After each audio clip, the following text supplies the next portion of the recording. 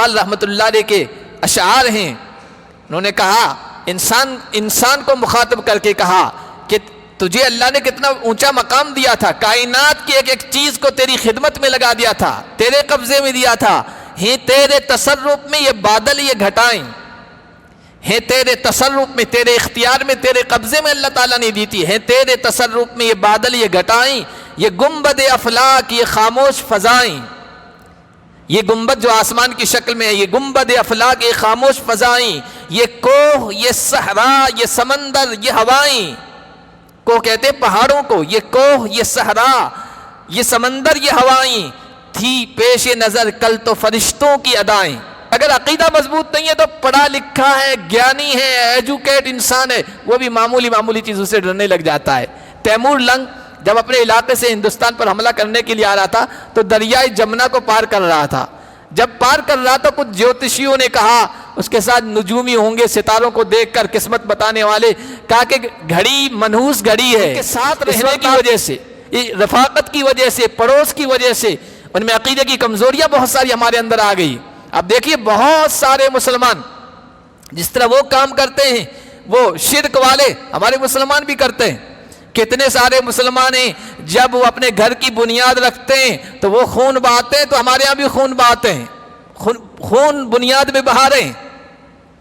گھر تعمیر ہو رہا ہے، نیا نیا گھر، باہر وہ شیطان کی شکل کا کالا وہ لٹکا دیتے ہیں نظر نہ لگ جائے.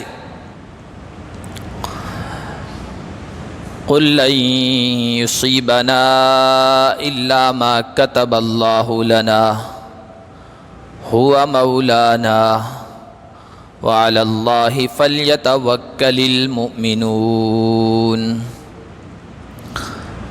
وقال النبي صلى الله عليه وسلم أربع في أمتي من أمر الجاهلية لا يتركونهن الفخر في الأحساب والطعن في الأنساب والاستسقاء بالنجوم والنياحة أو كما قال النبي صلى الله عليه وسلم.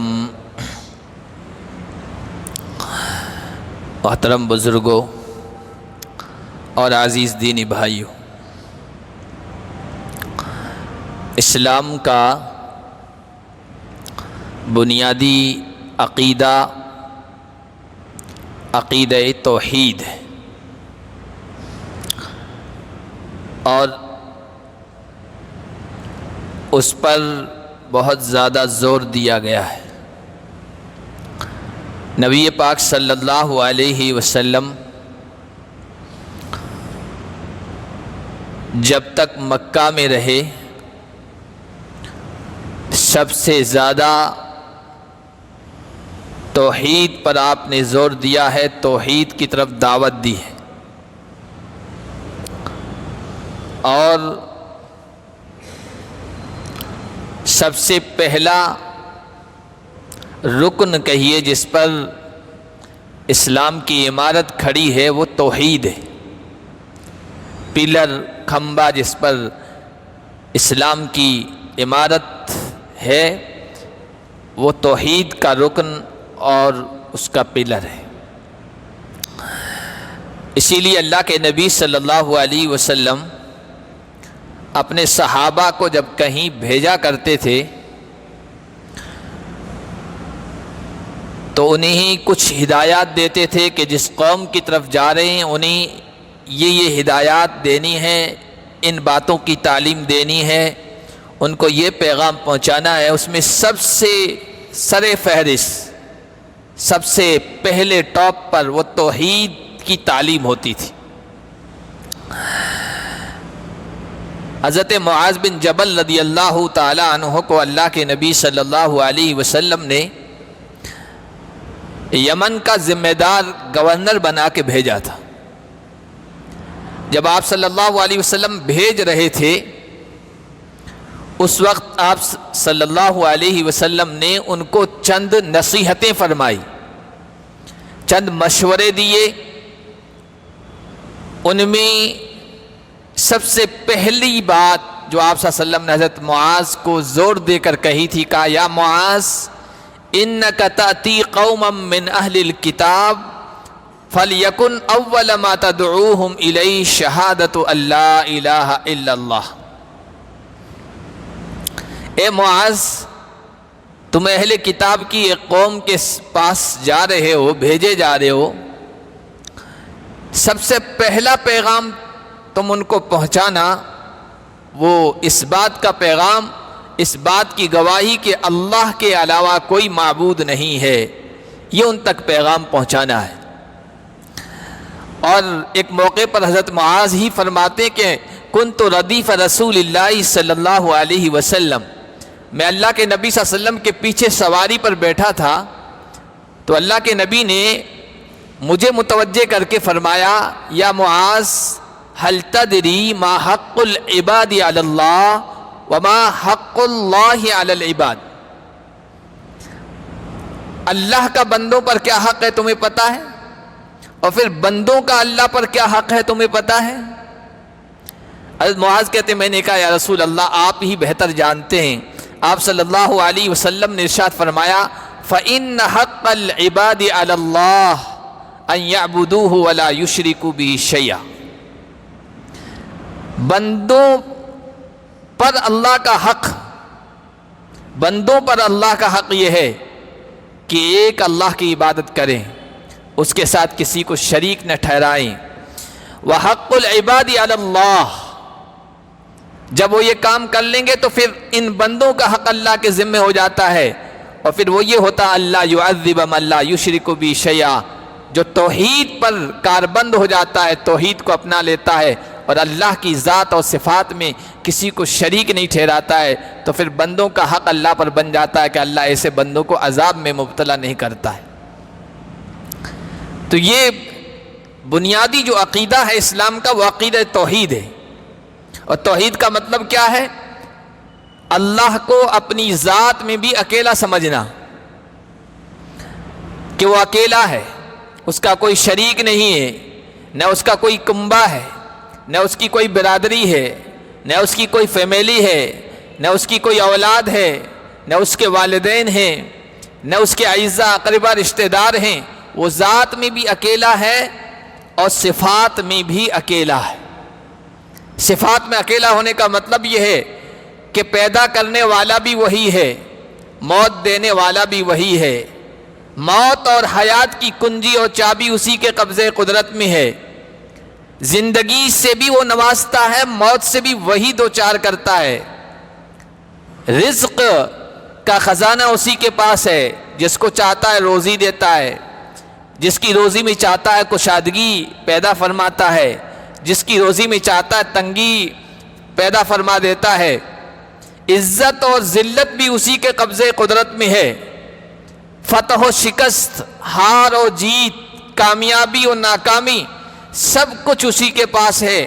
نفع و ضرر، فائدہ و نقصان کا مالک بھی وہی ہے. اس کو کہتے ہیں عقیدہ توحید. اللہ کو ذات میں بھی اور صفات میں بھی اکیلا ماننا، ان دونوں چیزوں میں اس کا کوئی شریک نہیں ہے. یہ توحید کا عقیدہ جو ہے یہ انسان کو وہم پرستی سے بچاتا ہے، خرافات سے بچاتا ہے، چھوٹی چھوٹی چیزوں سے ڈرنے سے بچاتا ہے، معمولی اشیاء، معمولی چیزیں جو انسان کی ٹھوکروں میں ہونی چاہیے ان سے خوف کھانے سے بچاتا ہے. آپ ذرا تاریخ اٹھا کر دیکھیں یا لوگوں کا جائزہ لیں جو عقیدہ توحید سے محروم ہیں، کہ جب انسان توحید کے عقیدے سے محروم ہو جاتا ہے تو پھر معمولی چیزوں سے ڈرنے لگتا ہے، طرح طرح کے وہموں میں مبتلا ہو جاتا ہے، خرافات میں مبتلا ہو جاتا ہے، وہم پرستی کا شکار ہو جاتا ہے، وسوسوں میں مبتلا ہو جاتا ہے، اور جو چیزیں اس کے پاؤں کی ٹھوکروں میں ہونی چاہیے ان چیزوں سے بھی ڈرنے لگ جاتا ہے. جب توحید کے عقیدے سے بندہ محروم ہو جاتا ہے تو پھر کسی جانور سے نفع و نقصان کو وابستہ کر لیتا، جوڑ لیتا ہے. جا رہا ہے گاڑی پر سوار ہو کے گھر سے نکلا ہے, سامنے سے بلی نے راستہ کاٹ دیا تو بھائی نقصان ہو جائے گا. جانور سے نفع نقصان کو وابستہ کر لیتا ہے, کسی پرندے سے نفع نقصان کو جوڑ لیتا ہے. گھر پہ الو آ کے بیٹھ گیا, یار یہ تو صحیح نہیں ہے, پتہ نہیں کچھ ہو جائے گا, نقصان ہو جائے گا, ضرر لاحق ہو جائے گا.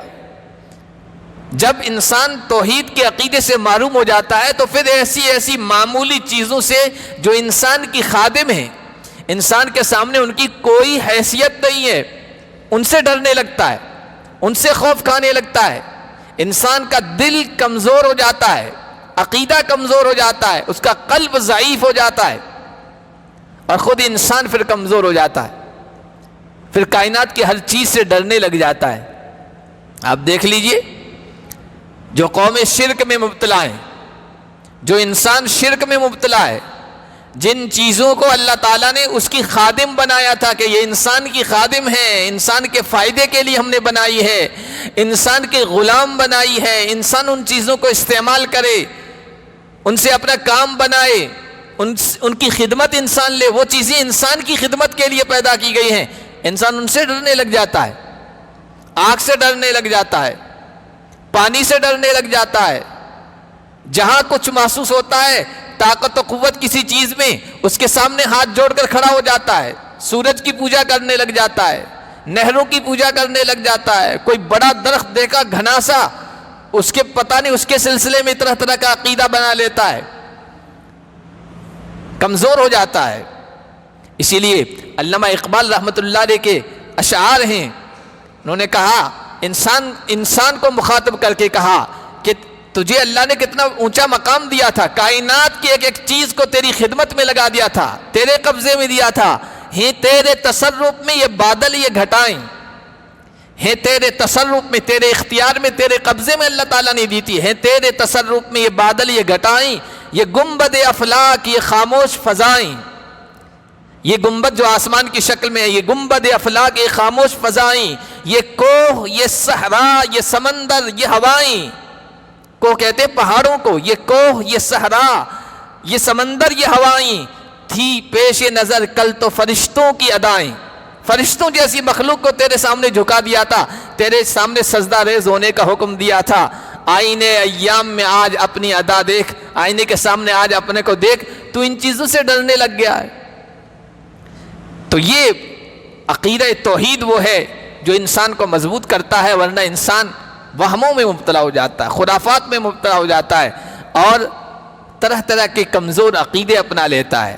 اللہ کے نبی صلی اللہ علیہ وسلم جب اس دنیا میں تشریف لائے اور نبی بنا کے بھیجے گئے, اس سے پہلے آپ دیکھیے عربوں میں یہ چیزیں عام تھیں.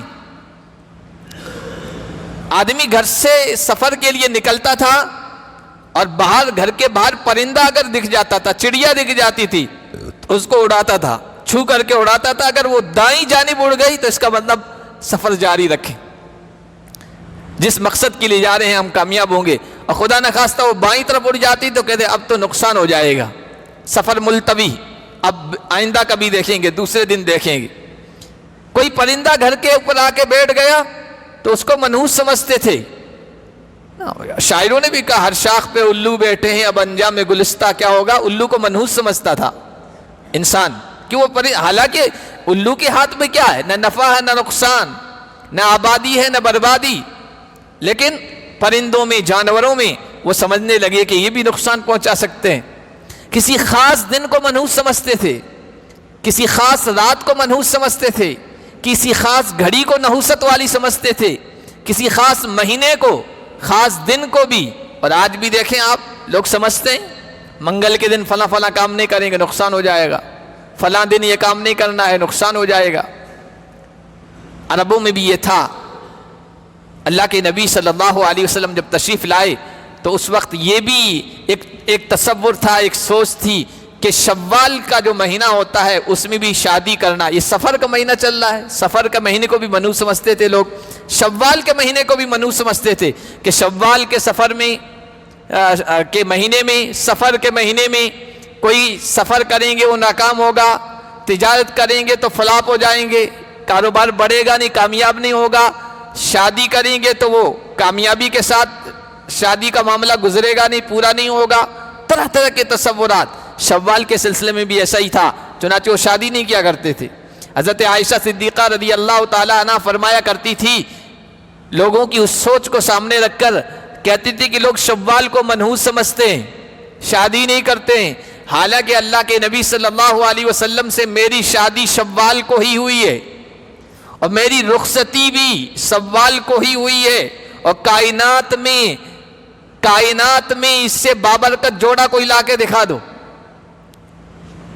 کائنات میں اس سے بابرکت جوڑا، ازواج مطہرات میں سب سے زیادہ محبت اللہ کے نبی کو مجھ سے تھی، اور مجھ سے اللہ کے نبی سے محبت تھی، بہترین خوشگوار کامیاب زندگی گزری ہے، کوئی نحوست نہیں آئی، حالانکہ شادی اور رخصتی دونوں شوال کے مہینے میں ہو رہی۔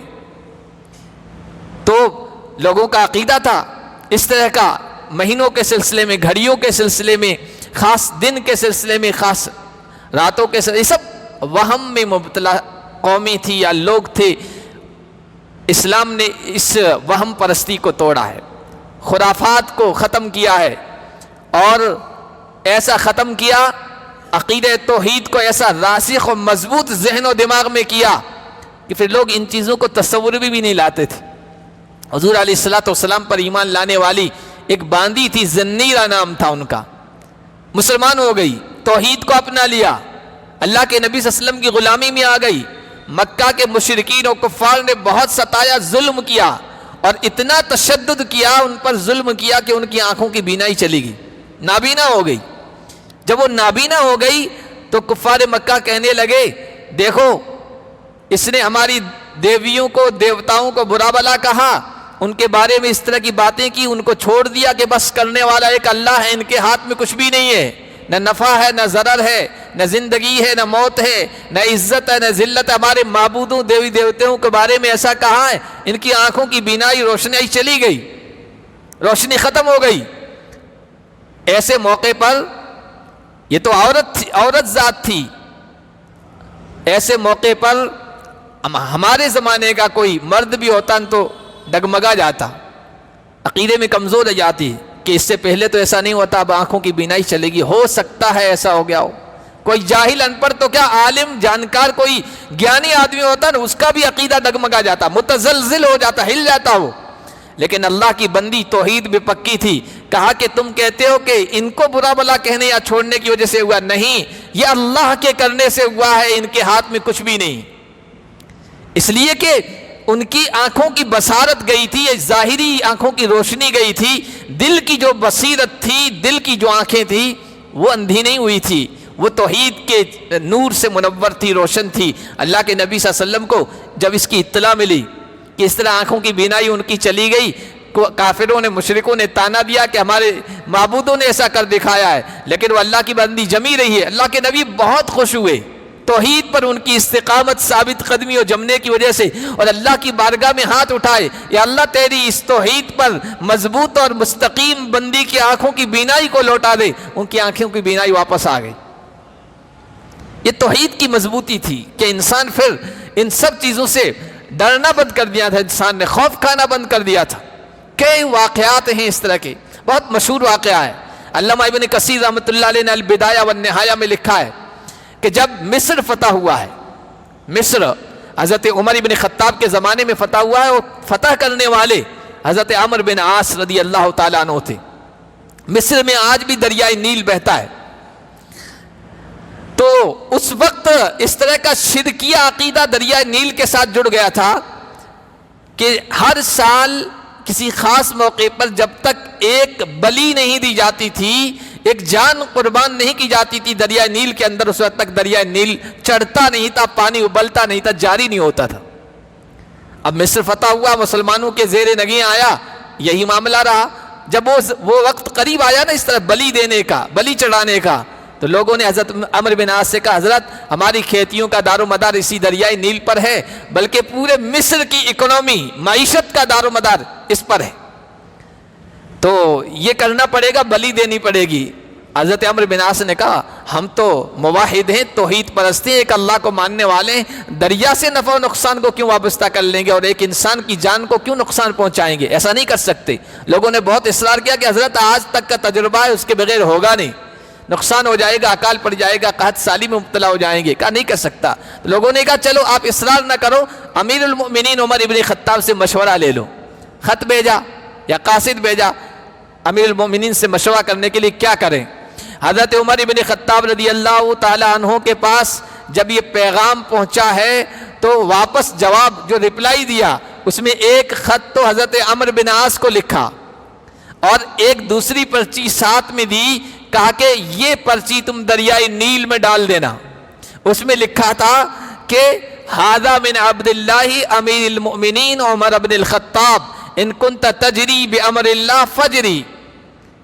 اے دریائے نیل یہ خط تیرے نام ہے، یہ چٹھی تیرے نام ہے، اللہ کے بندے مسلمانوں کے امیر و خلیفہ خطاب کے بیٹے عمر کی جانب سے ہے. اگر تو اللہ کے حکم سے جاری ہوتا تھا اور تیرا پانی چڑھتا تھا تو اللہ کے حکم سے آج بھی چل روانہ ہو جا، اور اگر اللہ کے حکم سے نہیں چلتا تھا، کسی اور کے حکم سے اپنی مرضی سے چلتا تھا تو تیرے پانی کی ہمیں ضرورت نہیں ہے.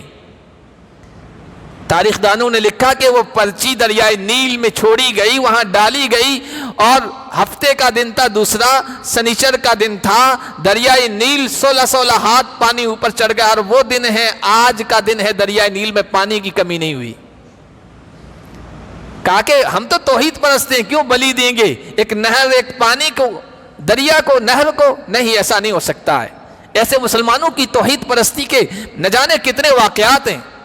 ابن بطوطہ بہت بڑا سیاح رہا ہے، گھومنے پھرنے والا، دنیا میں اس کا سفر نامہ بھی ہے.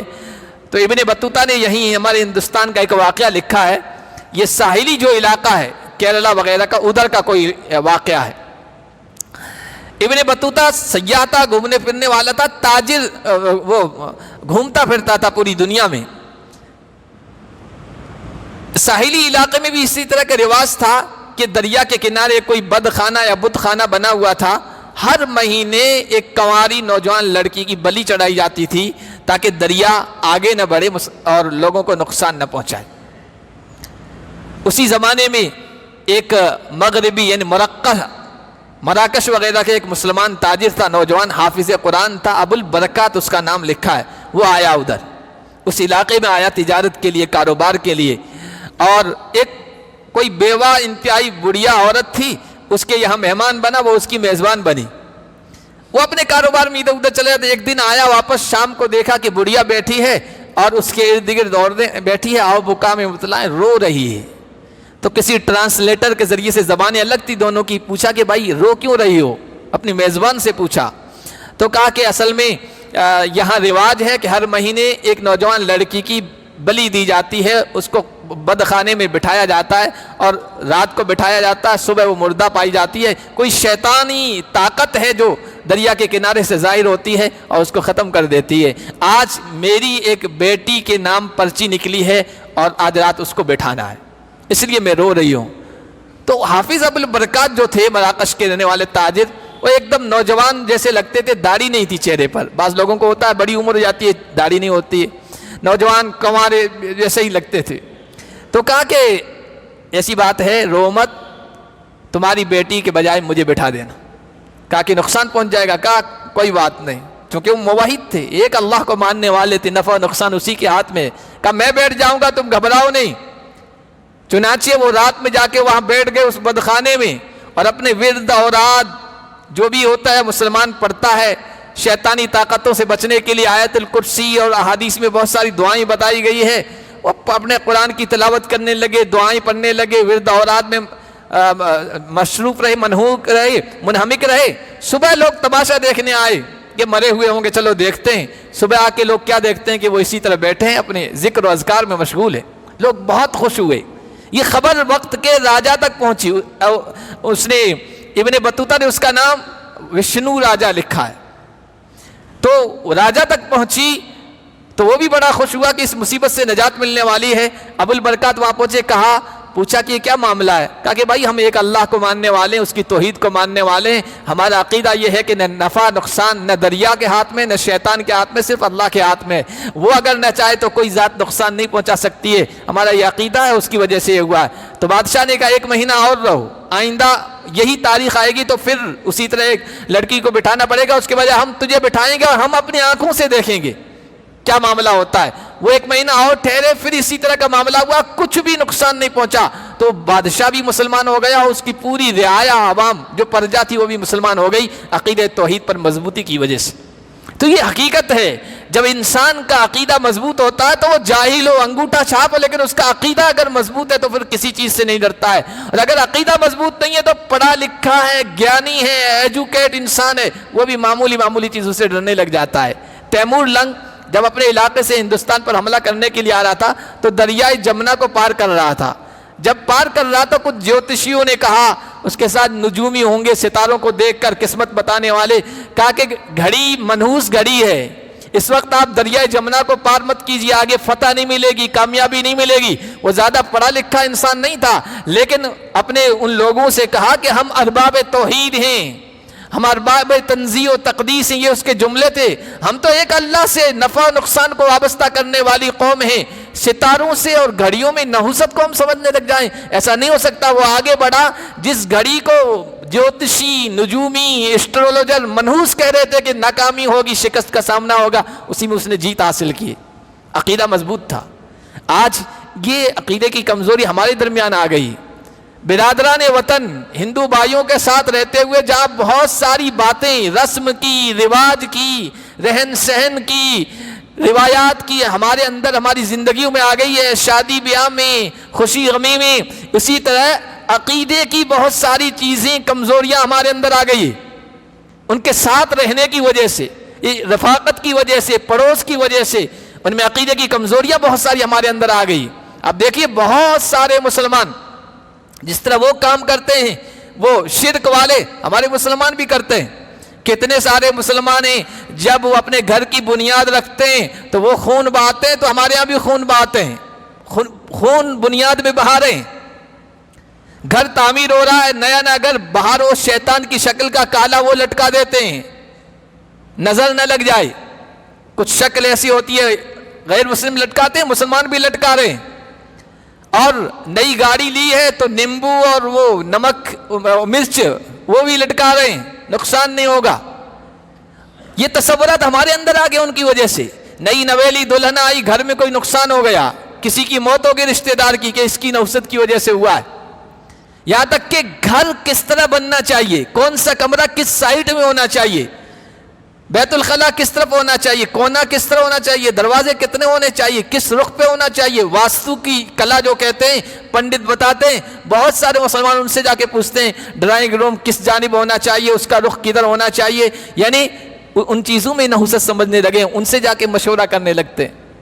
حالانکہ گھر بنانے میں صرف اتنی ضرورت کا خیال رکھنا ہے اس بات کا کہ بیت الخلاء اس طرح بننا چاہیے کہ قبلے کی طرف پیٹھ یا رخ نہ ہو. اس کے علاوہ آپ جو کمرہ جہاں بنائیں, جس طرح بنائیں, مسلمان کا عقیدہ ہونا چاہیے کہ اس رخوں سے کچھ نہیں ہوتا ہے.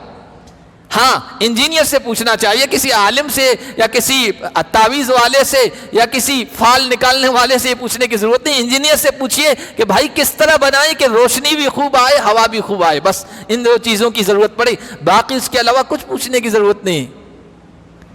لیکن بہت ساری چیزیں میں نے کہا کہ ہندوؤں کی وجہ سے ہمارے درمیان آ گئی ہے. یہ خرافات کی ہے, تصورات کی ہے, یہ وسوسوں کی ہے. سفر کے سلسلے میں بھی مسلمانوں کے ذہن و دماغ میں اور عمل میں بہت ساری باتیں ایسی ہیں کہ سفر کے مہینے کو بھی نحوست سمجھتے ہیں. سفر کی 13 تاریخ تو چلی گئی, 13 تاریخ کو بھی لوگ سمجھتے ہیں کہ اس دن مصیبتیں اترتی ہے. اور یہ آخری بدھ آ رہا ہے نا, آخری بدھ کے سلسلے میں بھی لوگوں کا یہ عقیدہ ہے.